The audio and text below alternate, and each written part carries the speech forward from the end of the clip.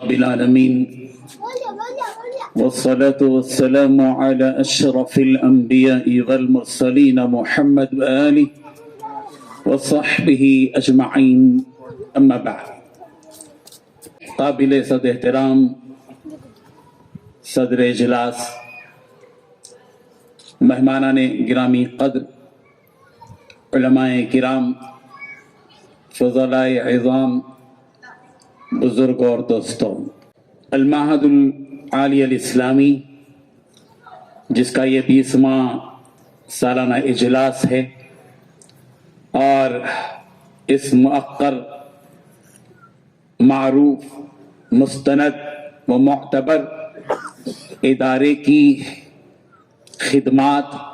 کسی سے مخفی اور پوشیدہ نہیں ہیں۔ ہم سب جانتے ہیں یہ المعہد العالی الاسلامی ایک عالمی شخصیت کی سرپرستی میں شاہراہ ترقی پر گامزن ہے، اور اگر اس المعہد العالی الاسلامی میں تحریف و ترمیم کی گنجائش ہو تو میں اس کو المعہد العالمی الاسلامی کہہ سکتا ہوں۔ الحمدللہ اس اسٹیج سے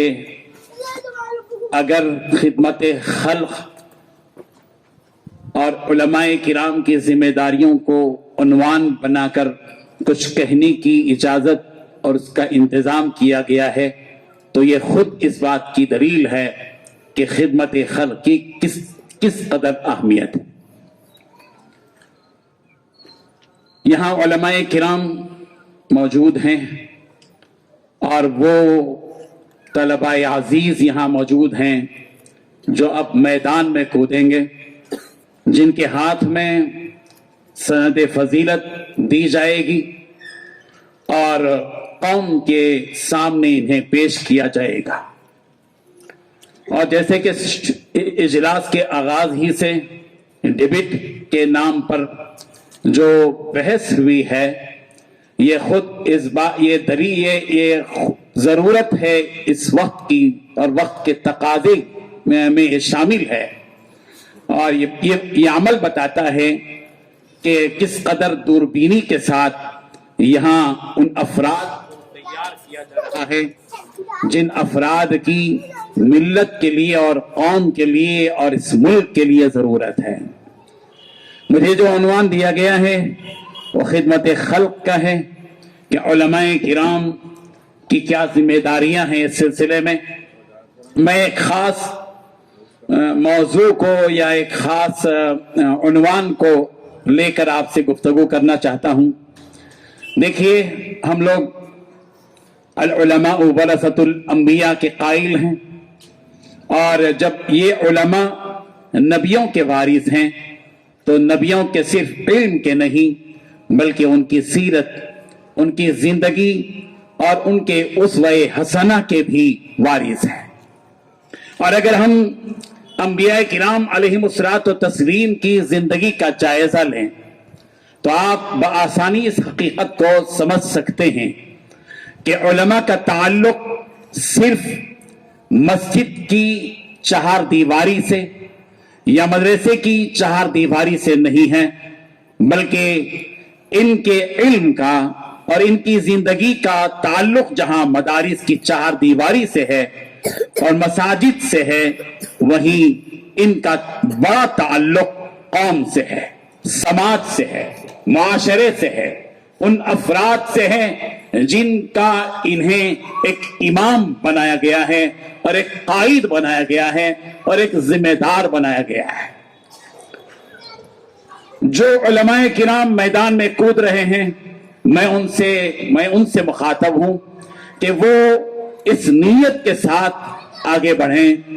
کہ انشاءاللہ قوم کی ضرورت وہ انشاءاللہ ہوں گے۔ اگر آپ قوم کی ضرورت بنتے ہیں تو آپ کی قیمت ہے، آپ کی قدر ہے، اور آپ ایک مذہبی قائد کی حیثیت سے جب میدان میں کودیں گے، لوگ آپ کو ایک بادشاہ کا مقام عطا کریں گے۔ انبیاء کرام علیہ الصلوۃ والتسلیم کی زندگی پر غور کریں۔ جو انبیاء کرام زندگی گزار گئے ہیں انہوں نے صرف دعوت دین پر اکتفا نہیں کیا ہے بلکہ انہوں نے مخلوق خدا کی خدمت کی ہے. حضرت ابراہیم علیہ السلام ہو، حضرت عیسیٰ علیہ السلام ہو، حضرت شعیب علیہ السلام ہو، حضرت موسیٰ علیہ السلام ہو، حضرت داؤد اور حضرت سلیمان علیہ السلام ہو،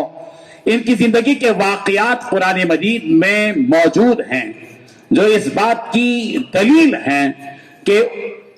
یہ سارے کے سارے انبیاء وہ تھے جنہوں نے سماج سے اپنے آپ کو الگ تھلگ نہیں رکھا. امام مسجد میں درمیان میں ہوتا ہے، کونے میں کھڑا نہیں ہوتا. اگر امام سارے مصلیوں کے درمیان کھڑنے کے بجائے کونے میں کھڑا ہوتا ہے، پوری قوم فتویٰ دیتی ہے کہ آپ کی نماز نہیں ہوگی اس لیے کہ آپ درمیان میں نہیں ہیں.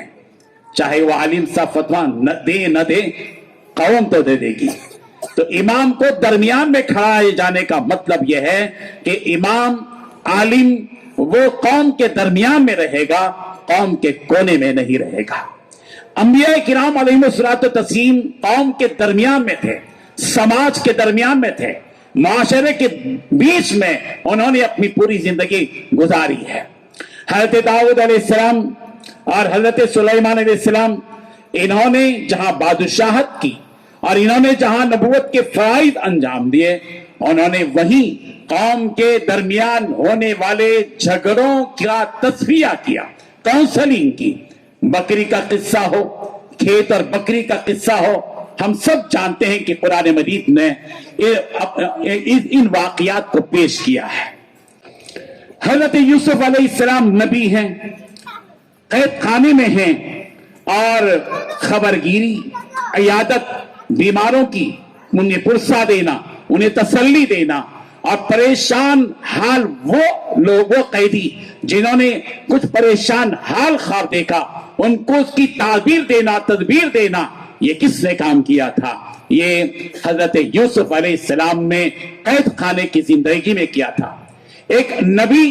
جہاں لوگوں کو دین کی دعوت دیتا ہے وہیں وہ نبی قوم کے درمیان میں ہوتا ہے اور قوم کی معیشت کے سلسلے میں بھی رہبری کرتا ہے، بلکہ ایک وقت کے بادشاہ کو رائے دینے کے قابل ہوتا ہے. حضرت یوسف علیہ السلام نے یہی بات کہی تھی کہ جو فما حسدتم، جو کچھ کہ تم کھیتی کرو، فذروہ فی سنبلی، اس کی بالیوں میں اسی کو رکھو. اور تدبیر دی تھی حضرت یوسف علیہ السلام نے، جن کی وہ تدبیر بحیثیت نبی انہوں نے تدبیر دی، اور وہ تدبیر 7 سال کی قحط سالی کے ازالے کا باعث اور سبب بنا. حضرت موسیٰ علیہ السلام ایک نبی ہیں، مدین پہنچے ہیں اور ایک درخت کے نیچے بیٹھے ہیں اور دیکھتے ہیں کہ 2 لڑکیاں ہیں جو اپنی بکریوں کو گھیرے میں لی ہوئی ہیں اور پانی پلانے کے انتظار میں ہیں. حضرت موسیٰ علیہ السلام پہنچ کر ان دونوں بچیوں کی، وہ بکریاں جن کے انتظار میں وہ کھڑی تھی، ایک وزنی پتھر کو اٹھا کر ان بکریوں کو پانی پلا کر حضرت موسیٰ علیہ السلام نے قیامت تک کے لوگوں کو بتایا کہ اگر تم نبیوں کے وارث ہو تو تمہارا کام یہ ہے کہ کہ وقت آئے گا اور ضرورت پڑے گی تو تمہیں جانوروں کو بھی پانی پلانا پڑے گا. انبیاء کرام علیہ السلام کے وارثین کی ذمہ داری ہے کہ وہ سماج کے درمیان میں رہیں اور سماج کے درمیان میں رہ کر جہاں جھگڑے ہوں، جہاں ظالم ظلم کر رہا ہو، اس ظالم کو ظلم کرنے سے روکیں. حضرت موسیٰ علیہ السلام 2 افراد کو دیکھ رہے ہیں، ایک قبطی قوم کا، ایک اسرائیلی کا، جبکہ وہاں عام طور پر قبطی ظالم ہوتا تھا اور اسرائیلی مظلوم ہوتا تھا. حضرت موسیٰ علیہ السلام نے ان دونوں کے درمیان میں پہنچ کر مصالحت ہو یا جو کام حضرت موسیٰ علیہ السلام نے کیا فوقذہ موسیٰ، یہ اور بات ہے کہ ان کے وہ اس تماچے سے وہ جو ہے اس کا کام تمام ہوا، لیکن حضرت موسیٰ علیہ السلام نے جو کام کیا تھا اس کی روح یہ ہے کہ انہوں نے 2 جھگڑنے والے آدمیوں کے درمیان میں گویا پہنچ کر ان کے درمیان میں پہنچ کر ان کا تصفیہ کرنا چاہا اور ظالم کو ظلم سے روکنا چاہا.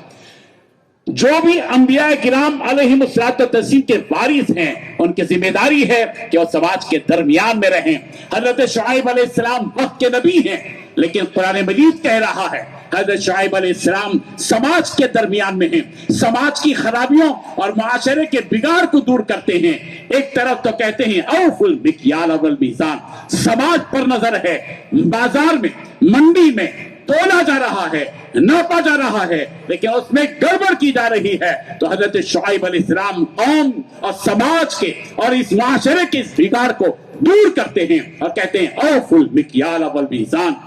قوم کے لوگوں کو دھمکی دیتے ہیں، چوراہوں پر نکڑوں پر بیٹھ کر اور لوگوں کو دھمکیاں دیتے ہیں. وَلَا تَقْعُدُوا بِكُلِّ صِرَاطٍ تُوعِدُونَ. حضرت شعیب علیہ السلام سماج کے درمیان میں ہیں اور ان لوگوں کو جو دھمکیاں دیتے ہیں، ظلم کرتے ہیں، اس سے وہ روک رہے ہیں. انبیاء کرام علیہم الصلوۃ والتسلیم کی یہ پوری زندگی اور نبی رحمت حضرت محمد مصطفیٰ صلی اللہ علیہ وسلم کی پوری زندگی، مدنی معاشرہ پورا اٹھا کر دیکھیے، جس میں اللہ کے رسول صلی اللہ علیہ وسلم نے وقت نہیں ہے، اس کی اجازت نہیں دیتا. تھوڑا سا اشارہ کر کے میں اپنی بات کو ختم کرتا ہوں کہ نبی رحمت حضرت محمد مصطفیٰ صلی اللہ علیہ وسلم نے بیواؤں کی خبر گیری کی ہے، یتیموں کی کفالت کی ہے، بے روزگار کو کلہاڑی میں دستہ لگا کر ان بے روزگار لوگوں کو روزگار دیا ہے. اور غریب قسم کے وہ صحابہ جو سرکار کی خدمت میں آئے تھے، جن کے ہاتھوں میں گتے تھے، اس وجہ سے کہ انہوں نے لکڑیاں کاٹ کر جنگل سے لکڑیاں کاٹ کر بازار میں بیچا تھا اور ان کے ہاتھوں میں گتے آئے تھے، اللہ کے نبی نے ایسے غریب صحابی کے ہاتھ کو لے کر اپنے لب مبارک پر چوم کر بتایا ہے یہ پیغمبر کا کام ہے اور پیغمبر کے وارثین کی ذمہ داری ہے کہ اس میدان میں کودیں. وہ زمانہ آپ کی تلاش میں ہے، زمانہ آپ کے انتظار میں ہے. قوم یہ چاہتی ہے کہ امت کے یہ علماء میدان میں کودیں، لوگوں کے پاس پہنچیں، غریبوں کی غربت اور بیچارگی تک پہنچیں اور ان کی خدمت کریں. اور جب یہ خدمت کریں گے، ان کا دل جیتیں گے، تو انشاءاللہ یہ وقت کے بادشاہ کی حیثیت سے زندگی بسر کر سکیں گے. المعہد العالی الاسلامی کے اس موقر اسٹیج سے میں یہاں کے فارغ علماء کرام سے گزارش کرتا ہوں کہ وہ اس فراغت کے بعد جب پہنچیں قوم سے کٹ کر نہ رہیں، بلکہ آپ قوم کے درمیان میں رہیں. یہ علم جس کا حصول فرض تھا، جس کی وجہ سے آپ صرف چہار دیواری میں تھے، لیکن فراغت کے بعد اب آپ کو چہار دیواری میں نہیں رہنا ہے، بلکہ گلیوں میں، نکڑوں میں، سلم بستیوں میں، مجبوروں کے درمیان، محتاجوں کے درمیان، تنگ دستوں کے درمیان آپ کو پہنچنا ہے اور ان کے حالات پر پوری نگرانی کرنی ہے، ان کے قریب پہنچنی ہے. اور اللہ پر بھروسہ کیجیے، جس رب پر بھروسہ کر کے اس میدان میں آپ کودیں گے، مال کی کوئی مسئلہ نہیں ہوگا. آپ کی اونچی خدمات اللہ آپ کے لیے ذرائع اور اسباب پیدا کریں گے. میں ممنون ہوں، مشکور ہوں ذمہ داران مدرسہ کا کہ مجھے خدمت خلق کے اس موضوع پر کچھ بات کرنے کا موقع دیا گیا. المعہد العالی الاسلامی کے روح رواں حضرت مولانا خالد سیف اللہ رحمانی صاحب دامت برکاتہم، جن کو اللہ تبارک و تعالیٰ نے مختلف میدانوں میں ایک ایسا ممتاز مقام عطا کیا ہے کہ جن کو دیکھ کر لوگ رشک کرتے ہیں، اور یقیناً آپ کی شخصیت قابل رشک ہے. وآخر دعوانا ان الحمد للہ رب العالمین.